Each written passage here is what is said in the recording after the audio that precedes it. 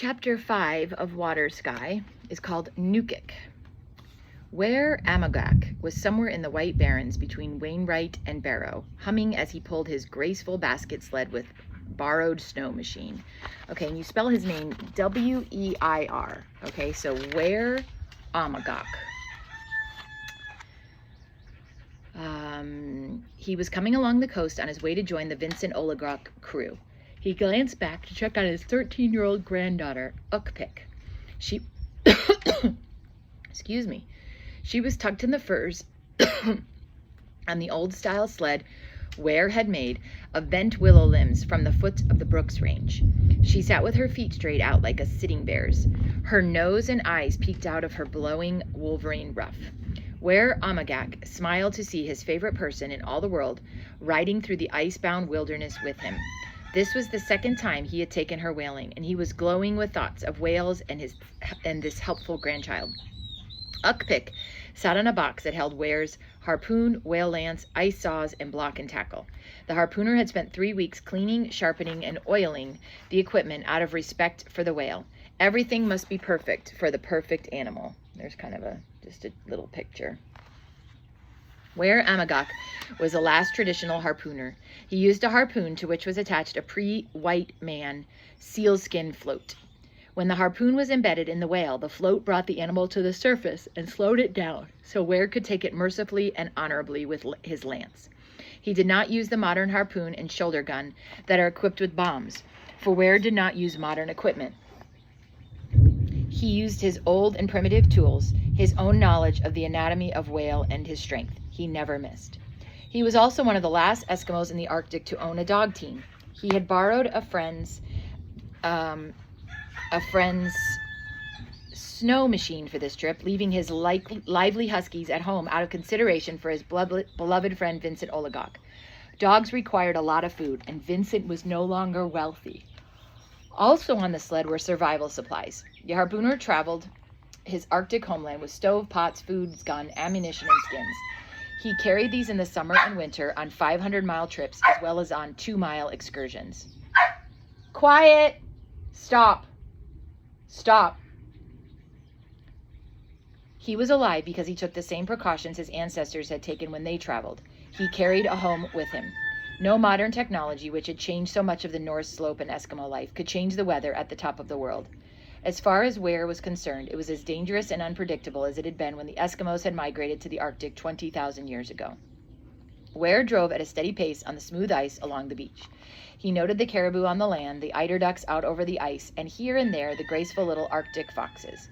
This was a dangerous time for the foxes. It was spring, and they were anticipating the gray landscape of summer. Their fur was changing from white to gray. This, together with their black eyes and noses, made them more visible to enemies on the white snow and ice.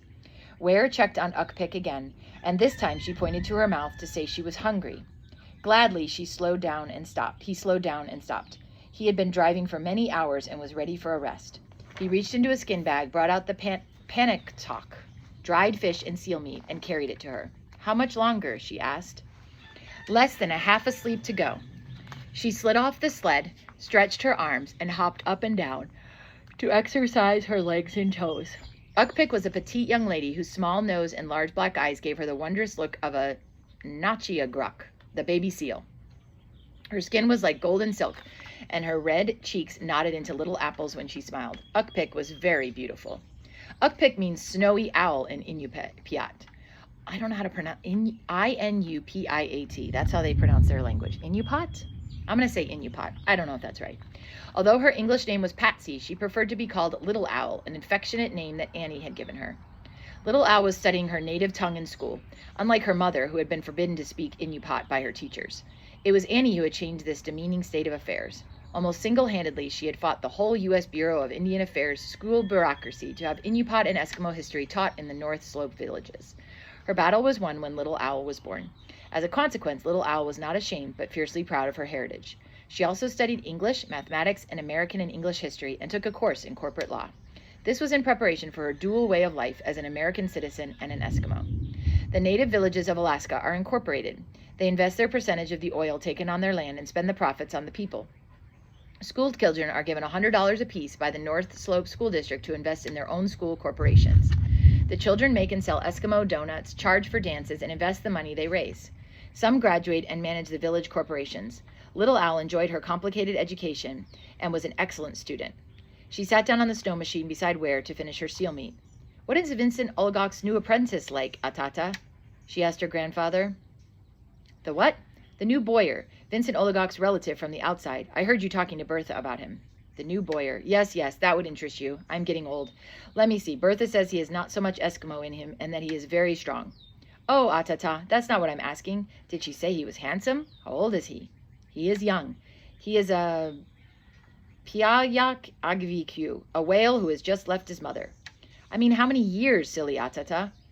"So young that his blubber is soft, like a young whale's." She stopped pursuing the subject. "Do you think he'll be angry with me?" "Be angry with you? Why would he be?" "Because I will be paddling the Umiak with you when we go to harpoon the whale."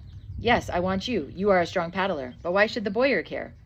"Well, don't you think a Boyer from the lower 48 would resent that? Me, a girl, in a boat, and him in the kitchen?" "Oh, he will be in the boat all right. Vincent Olagok says Nukik, the whale, will give himself to this boy." "Vincent Olagok said that?" Her eyes widened. "Then it must be so." Ware Amagok pushed back his parka hood to better see the frozen ocean. A thick cap of silver-gray hair tumbled around his face and neck. Bold lines ran from his nose to the corners of his mouth, calling attention to broad, full lips. The half-moon eyes were permanently squinted from a lifetime of watching the ice and the wildlife. He blew on his bare hands and studied the horizon. "Water sky, Ukpik," he said. "Want to ride out and see if the whales are passing through that lead?" "I love to watch whales," she said. "The second wave of whales is late. Maybe we can learn something." Ware Amagok unhitched the sled. Little Al swung onto the back seat of the snow machine and hugged her grandfather around the waist. They started out across the land-fast shore ice that forms in coves and is smoother than the open sea ice. In a short distance, the ice roughened, and Ware was bumping the machine through valleys and over pressure ridges beyond the cove. The water sky grew darker and darker until it hung like a rainstorm above them. "We are here," Ware said, pulling around a blue-green ice mound and stopping beside a lake of open water in the continent of ice. "Whale puddle," he said of the lake. Its edges sparkled with a covering of thin, clear ice that was forming in the calm. Ware studied the open water in the middle of the paddle while Little Owl observed the shores.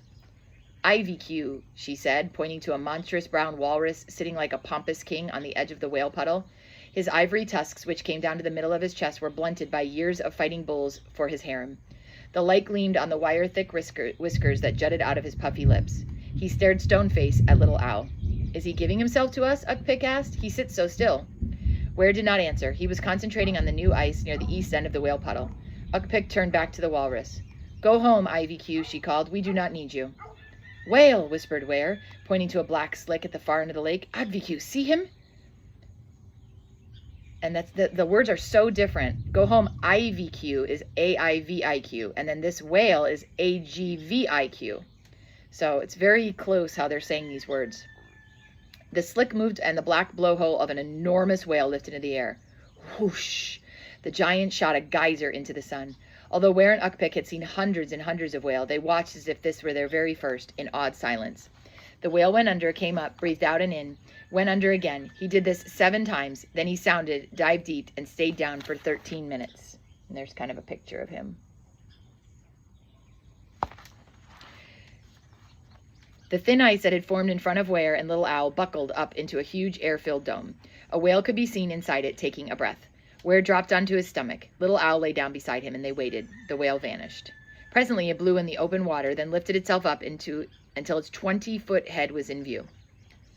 It turned one eye on the man and the girl. Thrashing its flukes, it rose yet higher. "Sky-hopping," Ware whispered. "That's higher than a breach."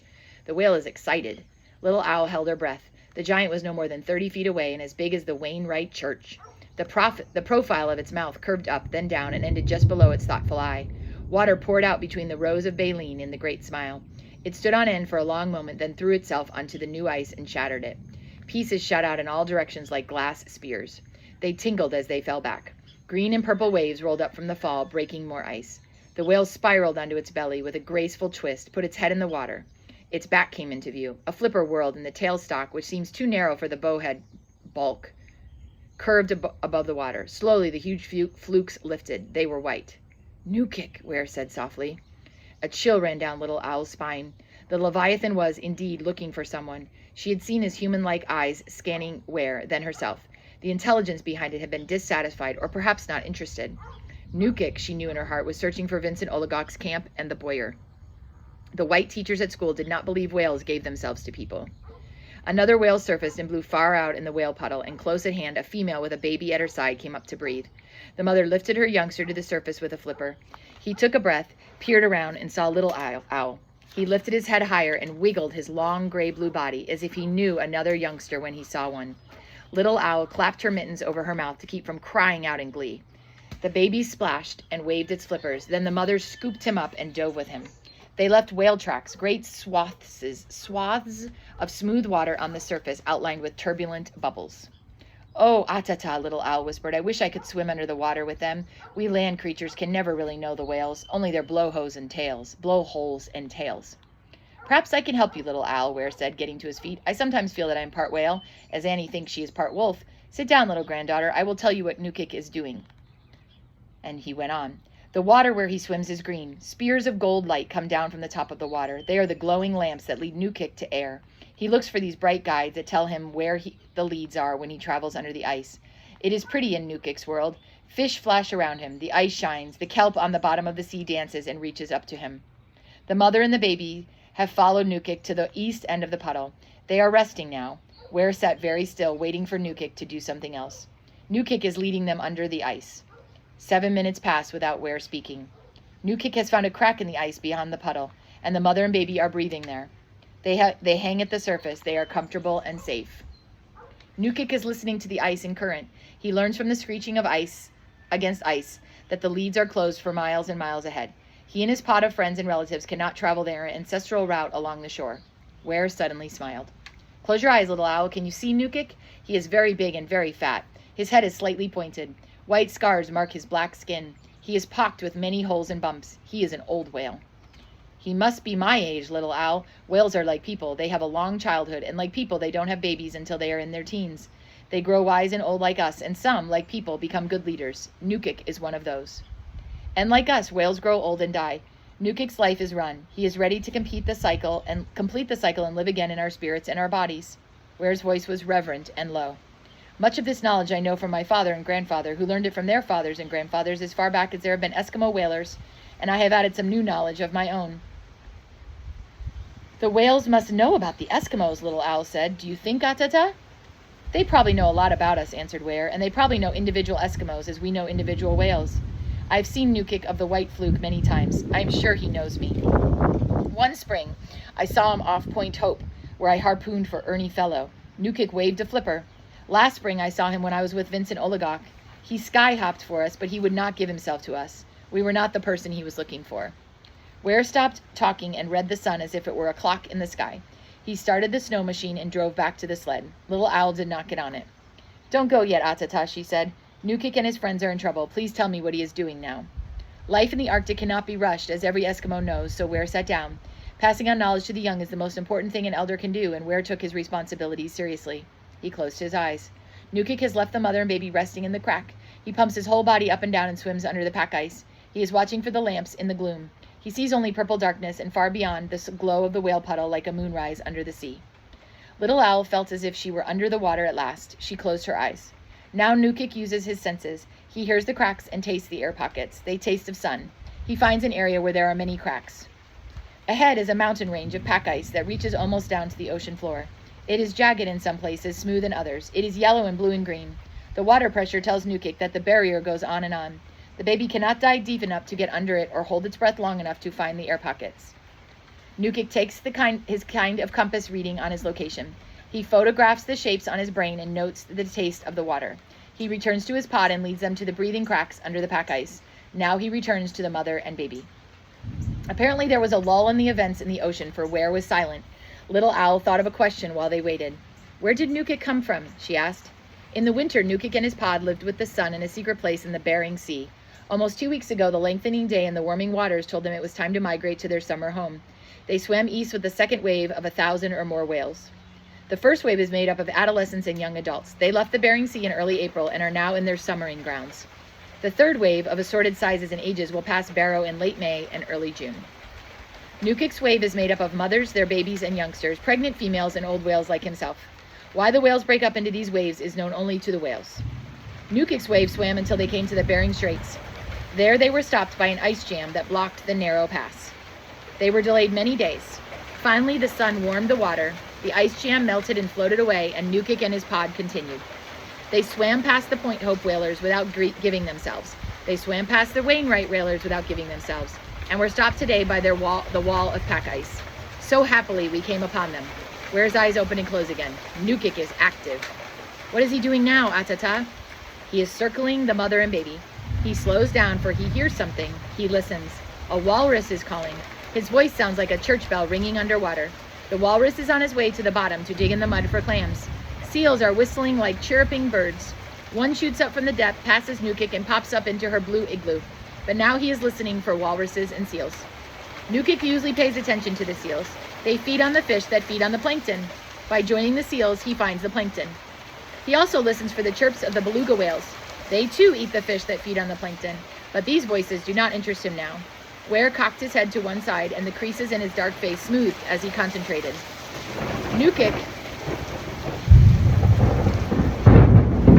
quite a storm out here. Nukik is listening for the voice of a bowhead, a deep, lugubrious. I've never used that word. Lugubrious moo. He heard it once. He knows who it is, and the whale's call is urgent. I will put up the definition to lugubrious on this because I don't know what it means. Little Owl clasped her hands together. Atata, what is happening? Nukik is back to the whale puddle. He finds the whale. She is a pregnant female. Nukik sounds, swims toward her, and with grace breaches and looks around.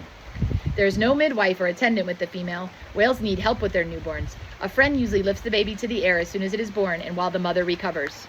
Most whales are born in the water, but this mother throws her tail up on a thick piece of new ice. Her abdomen contracts with great force. Nukik sky hops, rising to the base of his tailstock. The female gives a long, low moo and delivers a 15-foot baby onto the ice. A baby whale has been born? Atata, how lovely! Little Owl leaned closer, for Ware's eyes were scrunched tight and his voice was low. The infant snorts air, and the mother gently nudges him into the sea with her tail. She holds him up on her flipper to breathe. She lets him sink. She lifts him up. She lets him sink. At last the baby has learned the rhythm of breathing. Nukik swims quietly up to the little whale. He noses his grandfather affectionately. Atata, Atata, Little Owl clapped her hands. Nukik has a granddaughter. She will be good to him and love him. Ware squeezed Little Owl's hands and got to his feet. He glanced at the sun, then back at his granddaughter. Nukik will not lead this pod on. They will swim east without him. Nukik will stay with his daughter and granddaughter and the other mother and baby. He will teach them about the sea. He will breach and splash for them. And then, when the shore leads open again, Nukik will lead them to Vincent Oligok's camp. There, he will leave them forever. Wow, really good. End of chapter 5.